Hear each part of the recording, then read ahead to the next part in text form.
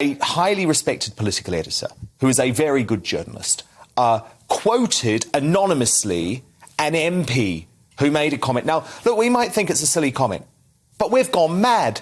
We've gone completely and utterly stark raving mad. The Speaker of the House is demanding that this editor has to come into the comments and sort of meet with him and somehow justify what he's published. I mean, I think this is actually hysteria now. Of course it's hysteria.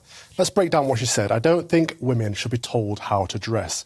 Now, she's making it about her gender. That's identity politics. It's not because she was a woman, and first of all, no one told her how to dress, but everyone within the Houses of Parliament is told how to dress. There are sartorial standards. People have, men have to wear a suit and tie, or at least they did before those standards got dropped. Standards are slipping. And people are always commenting on how terrible Boris looks, though. They'll comment on how all the time. Looks. But I think she was inappropriately dressed. I do. I've seen photographs of too much of her that I don't want to see as a member of the British public. So she was inappropriately dressed for the Houses of Parliament. Dawn, you're not happy with that comment? It's not because she's a woman. She was inappropriately dressed. If Boris went on there in shorts and sandals, I'd say he was inappropriately dressed. So it's not about his sex. Calvin, how is that inappropriate? The slit of the skirt went far too up. That was one unfortunate shot where she was wearing a wraparound dress. Then she should have dressed more appropriately then. She was wearing a wraparound dress. If we saw unfortunate camera angle. If we saw parts of her that we did not want to see, it tells me that she wasn't dressed appropriately for the place that she was in. It was just an unfortunate camera. She was wearing an ordinary wraparound dress. There was nothing wrong with the way Angela Rayner dresses.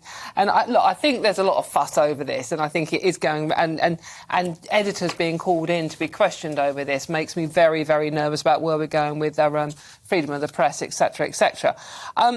However, if we actually, as has been suggested, sort of like suspended every man who was a sexist in Parliament, there wouldn't be any blokes in there.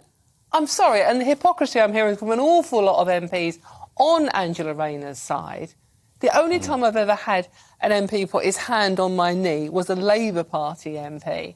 And I'm afraid I went a bit Will Smith on him. But, I mean, it was a while ago, It was a while ago. I was much younger. So what, an MP put his hand on your knee inappropriately? Yeah, just literally like that. Sorry. Was he a high-profile MP? He was, yes. At the time. Who was it? I can't say. It was a long time ago, and it doesn't. Is he still in Parliament? Well, he might still be in hospital for all I know.